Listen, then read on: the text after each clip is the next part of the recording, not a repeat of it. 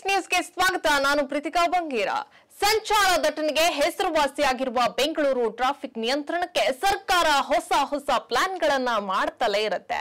ಮುಂದುವರೆದ ಭಾಗವಾಗಿ ಬೆಂಗಳೂರು ದೇವನಹಳ್ಳಿ ಕೆಂಪೇಗೌಡ ಅಂತಾರಾಷ್ಟ್ರೀಯ ವಿಮಾನ ನಿಲ್ದಾಣ ರಸ್ತೆಯಲ್ಲಿ ನೂತನ ಮೇಲ್ಸೇತುವೆಗೆ ನಿರ್ಮಾಣಕ್ಕೆ ಗ್ರೀನ್ ಸಿಗ್ನಲ್ ಸಿಕ್ಕಿದೆ. ಭಾರತೀಯ ರಾಷ್ಟ್ರೀಯ ಹೆದ್ದಾರಿ ಪ್ರಾಧಿಕಾರವು ಟೆಂಡರ್ ಆಹ್ವಾನಿಸಲಿದೆ.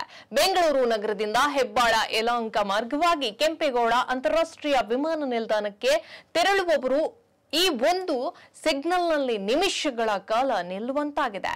ಯಲಹಂಕ ಮೇಲ್ಸೇತುವೆಯ ಮೂಲಕ ಸಾಗಿ ಬರ್ತಿದ್ದಂತೆ ಸಾಧನಹಳ್ಳಿ ಜಂಕ್ಷನ್ನಲ್ಲಿ ಸಂಚಾರ ದಟ್ಟಣೆ ಉಂಟಾಗುತ್ತೆ. ಈ ರಸ್ತೆಯಲ್ಲಿ ಹೆಚ್ಚುತ್ತಿರುವಂತಹ ಸಂಚಾರ ದಟ್ಟಣೆ ಕುರಿತು ಸಾಕಷ್ಟು ದೂರುಗಳು ಬಂದಿವೆ.